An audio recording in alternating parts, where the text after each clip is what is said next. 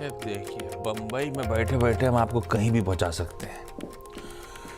नमस्कार, मैं हूं आशीष वर्मा। मॉर्निंग कॉल में आप सबका स्वागत है। शुरुआत करेंगे आज सुबह की टॉप हेडलाइंस के साथ। अमेरिकी राष्ट्रपति चुनाव के नतीजों पर दुनिया की नजर। शुरुआती रुझानों में डोनाल्ड ट्रंप आगे। ट्रंप को 99 तो हैरिस को 27 इलेक्टोरल वोट्स मिले। स्विंग स्टेट जॉर्जिया में भी ट्रंप को बढ़त। बाजार के लिए ग्लोबल संकेत अच्छे। चुनाव नतीजों से पहले यूएस फ्यूचर्स में 0.25% तक का उछाल। कल 430 अंक चढ़कर बंद हुआ था डाउ। इधर एशिया में निक्केई 1% चढ़ा। गिफ्ट निफ्टी भी 0.25% मजबूत। दूसरी तिमाही में फीकर है टाइटन के नतीजे। मुनाफे में 25% की गिरावट। इबिटा 16% फिसला। मार्जिन्स पर भी दिखा दबाव। हालांकि रेवेन्यूज में 13% की बढ़त। सभी आंकड़े अनुमान से कमजोर। डॉक्टर रेड्डीज के भी दूसरी तिमाही के नतीजे कमजोर। मुनाफा 9% से ज्यादा घटा। मार्जिन्स पर दिखा 3% से ज्यादा का दबाव। रेवेन्यू और इबिटा में बढ़त, लेकिन आंकड़े अनुमान से कमजोर। आ जाएंगे निफ्टी में शामिल टाटा स्टील, पावर ग्रिड और अपोलो हॉस्पिटल्स के नतीजे। दूसरी तिमाही में कम हो सकता है टाटा स्टील का घाटा। मार्जिन्स में दिख सकता है सुधार। वहीं गुजरात गैस और जेएसपीएल समेत वायदा की 4 कंपनियों के नतीजों का भी रहेगा इंतजार। Online food delivery company Swiggy का आज खुलेगा आईपीओ। 371 से 390 रुपए का है प्राइस बैंड। 11,327 करोड़ रुपए जुटाने की योजना। एंकर इन्वेस्टर्स ने लगाए 5,085 करोड़ रुपए। फिडेलिटी, अमुंडी, ब्लैक रॉक, स्क्रॉडर्स जैसे ग्लोबल नामों के अलावा एसबीआई, आईसीआईसीआई प्रू, कोटक, मिराय जैसे घरेलू म्यूचुअल फंड्स शामिल। और आज नॉन रिटेल के लिए खुलेगा हिंदुस्तान जिंक का ऑफर फॉर सेल। सरकार बेचेगी 2.5% तक हिस्सेदारी। 505 रुपए है फ्लोर प्राइस। करीब 5,000 करोड़ रुपए जुटाने की तैयारी।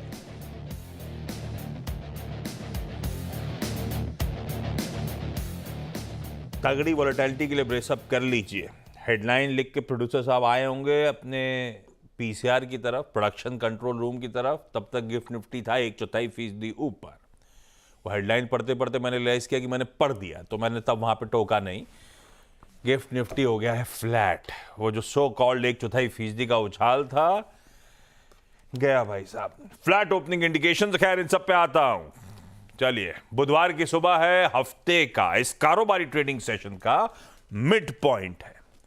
और क्या बाजार हो रहा है। जैसा गिफ्ट निफ्टी दिख रहा था आपको, वैसे ही अब तक ये हफ्ता बहुत वॉलेटाइल, तगड़ा टसल बुल्स और बियर्स के बीच में आपको नजर आएगा। मंडे को दिक्कत भरा सेशन, रिपीट करने की जरूरत है नहीं। उसके बाद कल मंगलवार को वो इंट्राडे सेशन स्क्रीन पर आएगा। फ्लैट शुरुआत हुई, उसके बाद दबाव गहराया। निफ्टी एक समय 150 पॉइंट करेक्ट कर गया, दबाव में था। फिर अचानक मिड सेशन में निफ्टी बैंक में एक शार्प रैली आई। और निफ्टी बैंक की अगुवाई में आपने देखा निफ्टी भी सॉलिड रिबाउंड करता हुआ नजर आया। ये देखिए, निफ्टी बैंक ने दरअसल उस रिबाउंड को लीड करा था, उस शार्प रैली को लीड करा था। और फलस्वरूप निफ्टी भी बेहतर करता हुआ नजर आया। 23,800 के करीब फिर सपोर्ट हमें मिला। 816 परसों का था, 842 के आसपास कल का था, तो मैंने 23,800 पकड़ लिया। 23,800 के आसपास फिर सपोर्ट मिला। 24,000 के लेवल्स रिक्लेम करे। 24,200 के ऊपर जाके कल हम सेशन की समाप्ति करते हुए नजर आए। बढ़िया था। बुल्स सेकेंड हाफ में सेशन में चार्ज लेते हुए नजर आए। और क्लोजिंग को देखकर उनका कॉन्फिडेंस तो वापस बढ़ा होगा मार्केट्स पे। पर ध्यान रखिएगा, विक्स इंट्राडे में कूल ऑफ जरूर हुआ। कल 3% में ख्याल से एक समय 19 तक के स्तर थे। 3%, 3.5% दबाव के साथ बंद हुआ है। पर ये अभी भी 9 हफ्तों के हाईज के इर्द गिर्द है और जो कंफर्ट लेवल होना चाहिए 15 का, उसके ऊपर ही कामकाज कर रहा है। तो कॉशियस अंडरटोन बना के रखिएगा, सतर्कता बरतनी जरूरी। और अब तैयारी करनी है all important US presidential election के आउटकम की। अगले 4 साल, इमेज लेकर आइएगा स्क्रीन पे, अगले 4 साल वो किसका घर है होने वाला है, उसका फैसला शायद हमें जल्द मिलता हुआ नजर आए। ये व्हाइट हाउस की इमेज है, by the way. Full frame में दिखाते तो पता चलता, अभी तो ऐसा लग रहा है भोपाल का कोई घर है। लेकिन इसका आंसर मिलेगा, और उस जवाब से दरअसल बहुत सारी कड़ियां जुड़ी हुई हैं। तो अनसर्टेनिटी है, और अनसर्टेनिटी को देखते हुए हमें थोड़ा सा और कॉशन बरतना है, जो मैं अपफ्रंट कह भी रहा था। ऊपर से जो कल का हीरो था निफ्टी बैंक, उसके वीकली कॉन्ट्रैक्ट्स की आज हम एक्सपायरी की तैयारी कर रहे होंगे। तो भैया निफ्टी का कल की चाल बदलने के बाद आउटलुक कितना ऑप्टिमिस्टिक है, या जैसे आईटी कंपनीज कहती हैं ज्यादा बेहतर स्टेटमेंट हो गया, कितना कॉशियसली ऑप्टिमिस्टिक है, ये वीरू से जानेंगे अपन शो में आगे। यानी कि कितने सतर्कतापूर्ण आशावादी हम रहे निफ्टी को लेकर। हॉर्मास बगल में बैठे, वो बताएंगे इस समय की ताजा स्थिति क्या है। ये जो स्क्रीन पे बार बार रह रहे के आंकड़े देखने को मिल रहे हैं, वीरू तो एकदम ट्रम्प ड्रेसअप में आए हुए हैं। क्या ये मान लिया क्या? अभी तो इनिशियल रुझान है भैया।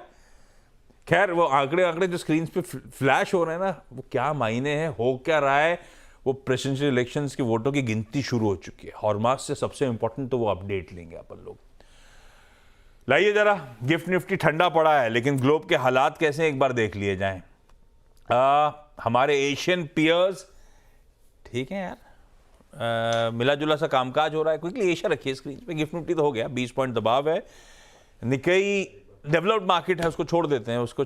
बाकी देखिए मार्केट ठीक ही हैं। इवन कॉस्पी जिसको हमारे लिए इंपॉर्टेंट, वो भी ठीक है, सब बेहतर कर रहे हैं। आधा % उछाल के साथ लाजली कामकाज हो रहा है। ओवरनाइट क्यूज अच्छे थे।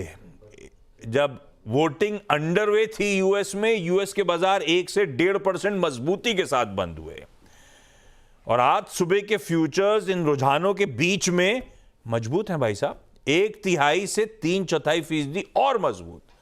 तो वो तो अपने आउटकम को लेकर ज्यादा चिंतित दिख नहीं रहे हैं। तो हमारा गिफ्ट निफ्टी फिर किसी और चीज पे ही लगा हुआ है।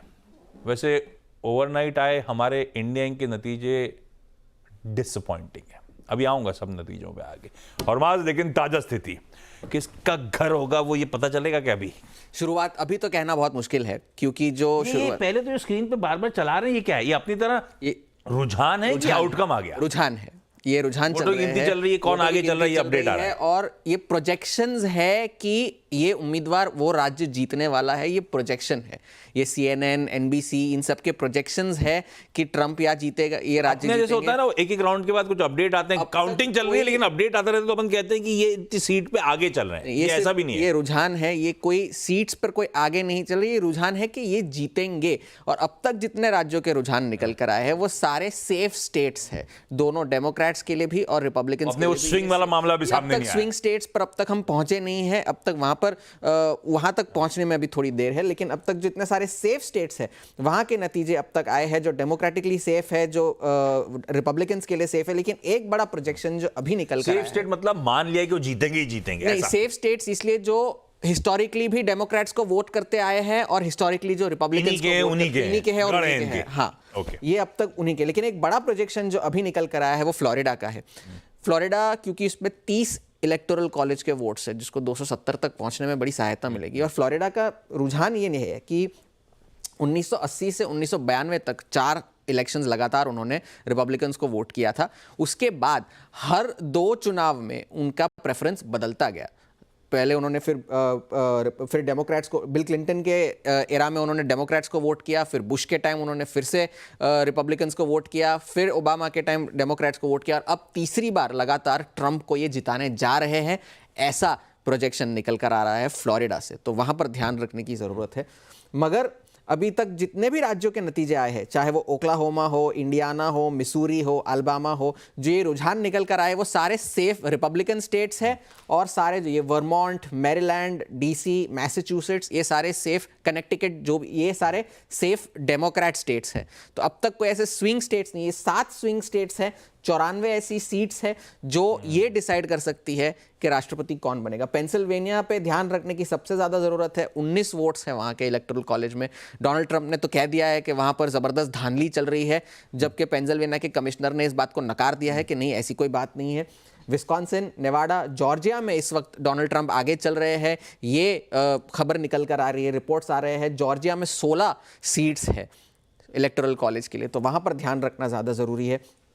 नॉर्थ कैरोलिना में भी 16, मिशिगन में 15 और एरिजोना में 12 सीट्स है। तो यहाँ पर ध्यान रखने के लिए ये सारे 94 सीट्स है, 7 राज्य है, ये डिसाइड कर सकते हैं कि कौन राष्ट्रपति बनेगा। लेकिन इसका हम पर क्या इंपैक्ट होने वाला है? बर्नस्टीन की एक नोट आई थी जिसमें उन्होंने कहा था कि अगर ट्रंप राष्ट्रपति बनते हैं तो चाइना को सबसे ज्यादा नुकसान होगा, लेकिन अगर भारत को अगर कोई फायदा होगा तो वो भी कुछ ज्यादा फायदा नहीं, वो भी लिमिटेड इंपैक्ट होगा, क्योंकि टैरिफ वॉर्स तो उनकी मनमर्जी है कि वो टैरिफ वॉर कब खड़े होकर बंदूक चल, हाँ, सुबह उठकर कर देंगे कि हाँ मैं आज इस पर टैरिफ लगा रहा हूं, ये तो कर सकते हैं, वो कर चुके हैं पहले। तो ये एक बात है। अगर हैरिस जीती तो एक स्टेटस को चलता रहेगा, क्योंकि डेमोक्रेट्स की जो पॉलिसीज है वो नॉर्मली रहेंगी। लेकिन अगर इन्फ्लेशन, महंगाई के नजरिए से अगर देखा जाए तो उन्होंने कहा है कि टैरिफ बैरियर्स की वजह से हाई इन्फ्लेशन, महंगाई ज्यादा बढ़ सकती है। फार्मा के लिए नेगेटिव हो सकती है ट्रंप की जीत, आईटी के लिए भी नेगेटिव हो सकती है। हैरिस की जीत फार्मा के लिए मिक्स्ड हो सकती है, क्योंकि अगर ड्रग प्राइसेस पे कैप लग गया तो वो एक डैम्पनर निकल कर आ सकता है। और अगर एनर्जी सेक्टर के लिए, ओएमसीज के लिए शायद पॉजिटिव होगी ट्रंप की जीत, क्योंकि वो ऑयल ड्रिलिंग पर ज्यादा फोकस करते हैं।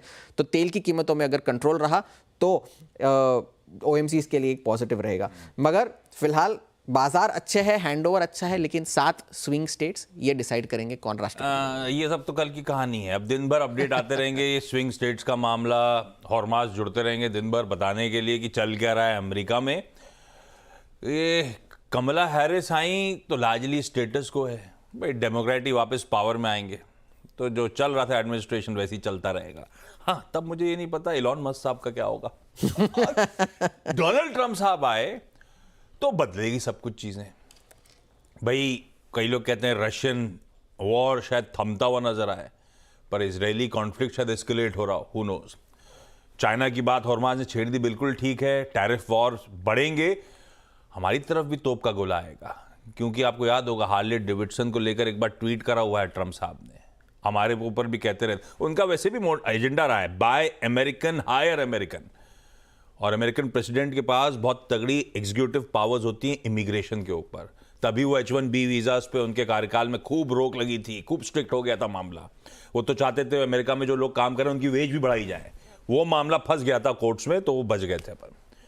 पर काफी कुछ है। और वैसे एक चीज ध्यान रखिएगा, ट्रंप की एक्सपेंशनरी फिस्कल पॉलिसीज हैं, कॉर्पोरेट टैक्स काट दो वगैरह, वो जनरली अच्छा है इंडिया इंक के लिए और हमारी खास तौर पे आईटी कंपनीज के लिए। खैर, जब कुछ फाइनल आंसर आएंगे तब इस पे और ड्वेल करेंगे और इस पे डिटेल में बातचीत करते चलेंगे अपन लोग। लेकिन अभी की स्थिति हैंडओवर बढ़िया है, अगर सिर्फ हैंडओवर की बात है, लेकिन फिलहाल की सिचुएशन बड़ी फ्लूइड। देखते हैं यूएस में किसका पलड़ा इवेंचुअली भारी होता है। खूब वॉलेटिलिटी होगी, गिफ्ट निफ्टी सुबह से कंफ्यूज कर रहा है। ऐसे में वीरू के पास चला जाए, लाइए जरा 1 मिनट कल का मार्केट लेकर आइएगा और कल की बातचीत। इंडेक्स लेवल टू लेवल चला जो कल अपन ने बातचीत करी थी। 24,040 तक के उछाल में बिकवाली करने के मौके हम शायद 23,833 टेस्ट करेंगे। 840 तो कल गए थे।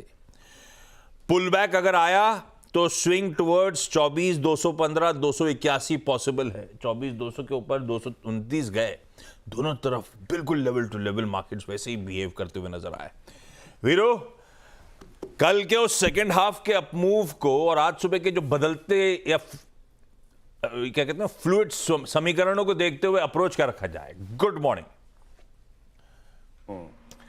गुड मॉर्निंग आशीष। मैं आज एसजीएक्स निफ्टी पे बहुत, गिफ्ट निफ्टी पे माफ कीजिए, बहुत बिलीव नहीं कर रहा हूँ। इसीलिए मैंने आज 6:15 पे लिख के भेज दी थी कमेंट्री, 6:15 पे। 30 का इंतजार भी नहीं किया, ठीक है ना। इसके चक्कर में पड़ी आई मत। देखिए कल आशीष जो वो 23,833 था ना, वो क्या था? वो था मंथली पुट राइटर्स का 24,000 के बाद दूसरा जोन, जो अमूमन इंडेक्स होल्ड करता है किसी भी स्टॉक फ्यूचर में या किसी भी इंडेक्स में, वो होल्ड किया जाता है।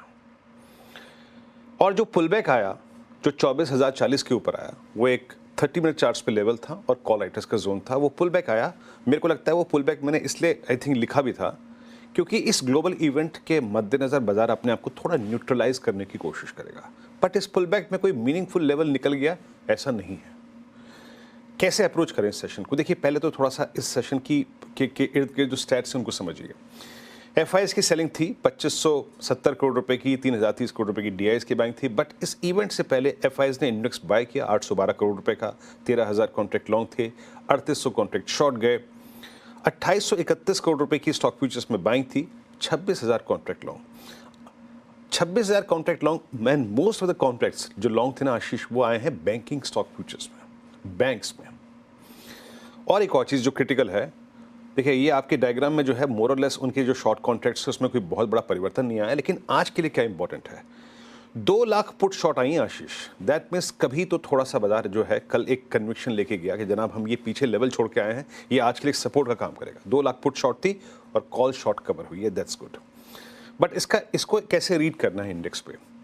कल जब हमने करीब 24,200 पे क्लोज दिया, कल भी 24,300, 24,200, 24,400 वीकली कॉन्ट्रैक्ट्स का बड़ा कॉल राइटर्स का जोन रहा। वहाँ पे कॉल राइटर्स अभी भी खड़े हुए हैं 42, 36, 50। और नीचे पुट राइटर्स जहाँ पे कल विजिबल रहे वो था 24 लाख और उसके बाद 23,800 की पुट। पिरामिड्स में आपको क्लियरली नजर आएगा कि इस पुलबैक के बाद उस प्रीमियम को खाने के लिए कॉल राइटर्स की जो एक पूरी जमात थी वो नजर आ रही थी। ये देखिए डार्क ब्लू कैंडल्स और 24,000 पे पुट राइटिंग।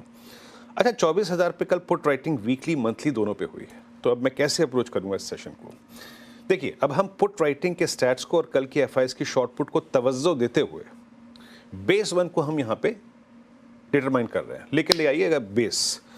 देखिए, बेस 1 जब तक अब होल्ड है इस सेशन में, मैं शॉर्ट नहीं करूंगा। बेस 1 जब तक है, बेस 1 के ऊपर टेक्निकली कंसिडरिंग द फैक्ट कल बैंक निफ्टी के मूव को, कल एचडीएफसी बैंक को, कल पीएसयूज को, ये स्क्रीन पे है तो मैं शॉर्ट नहीं करूंगा। अगर 958 टूटा तो हमारा दुख दर्द जो पिछले 10 महीने भर से कायम है वो फिर शुरू हो जाएगा। फिर लोअर ट्रैजेक्टरीज को हिट करेंगे। 851, 751 तक का जोन खुला हुआ है, बट बेस 1 को रिस्पेक्ट देंगे।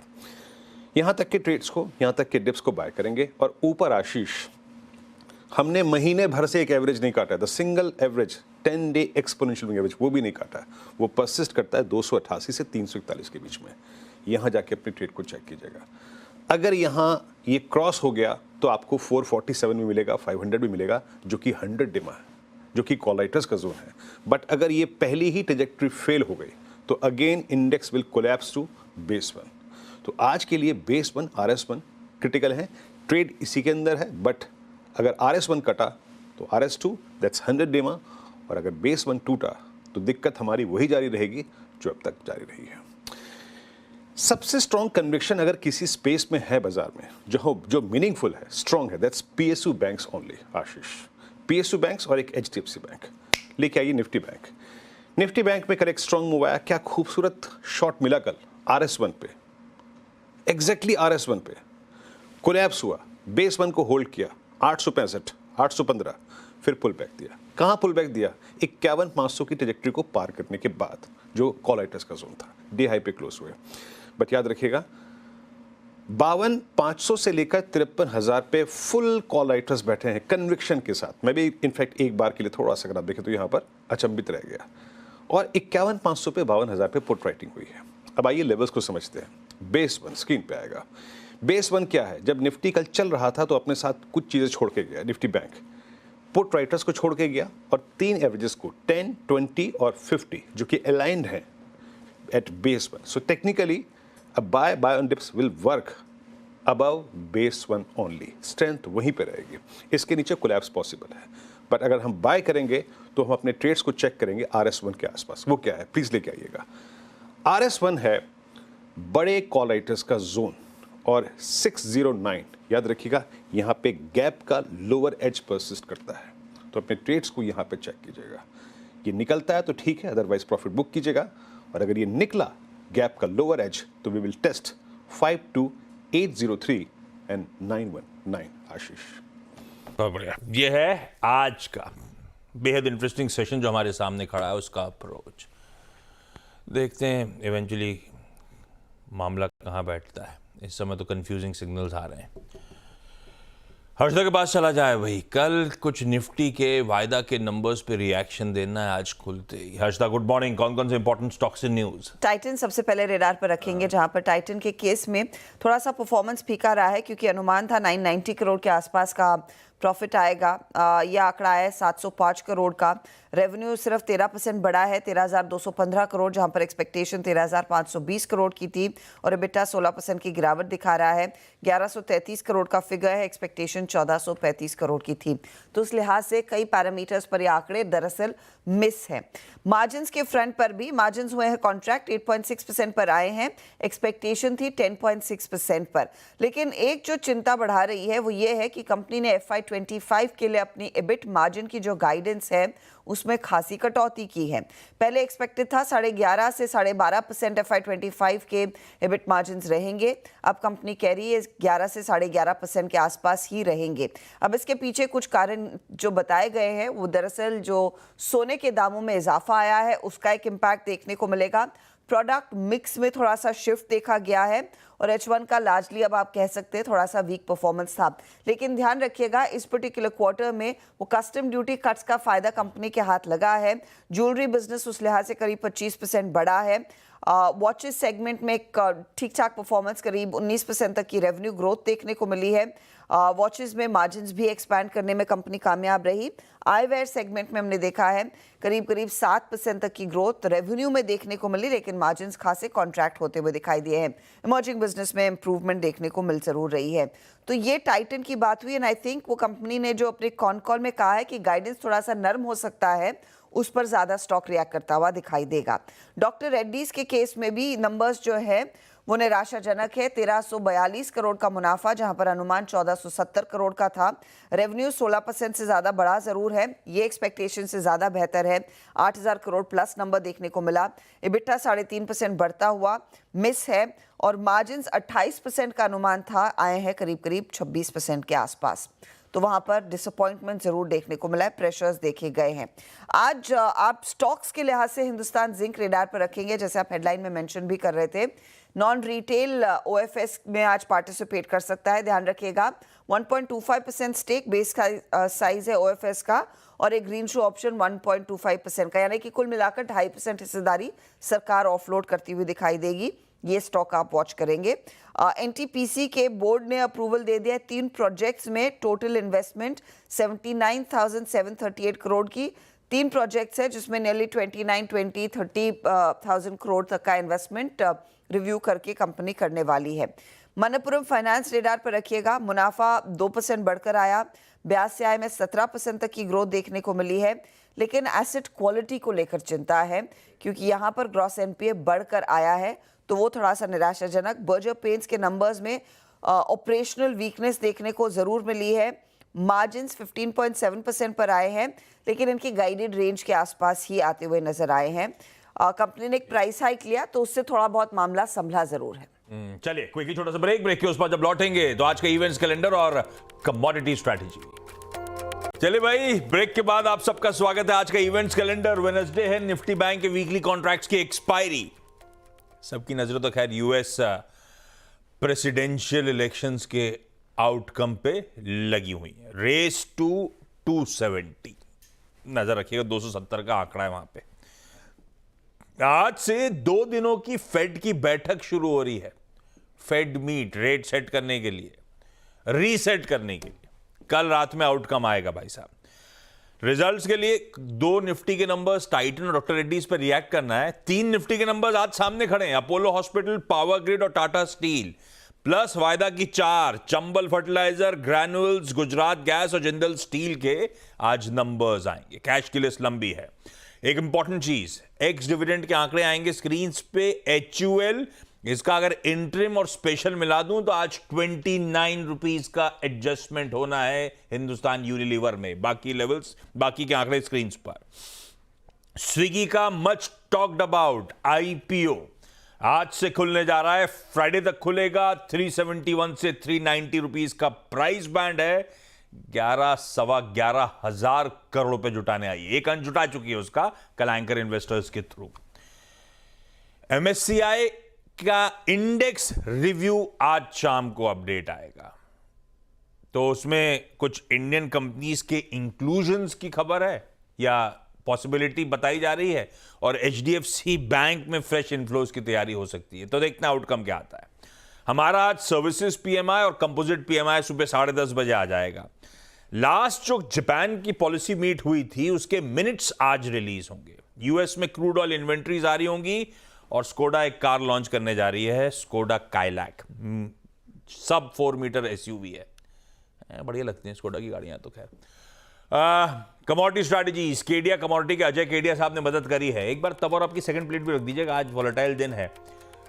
ठीक है, ऐसा कुछ ज्यादा दिक्कत नहीं है, सब कच्चा तेल भी वहीं रुका हुआ है, मामला ठीक है। केडिया साहब कह रहे हैं सोना दिसंबर वायदा बेचिए 79,000 के स्टॉप के साथ, पर कच्चे तेल का नवंबर वायदा खरीदिए 5,900 का स्टॉप लॉस लगाइएगा। बाकी के लेवल स्क्रीन पे छोड़े जा रहा हूं। गिफ्ट निफ्टी के ज्यादा संकेतों में जाइए मत, वोलेटाइल है, लेकिन ठीक है, इस समय एज वी स्पीक दबाव के साथ खुलने के इंडिकेशंस।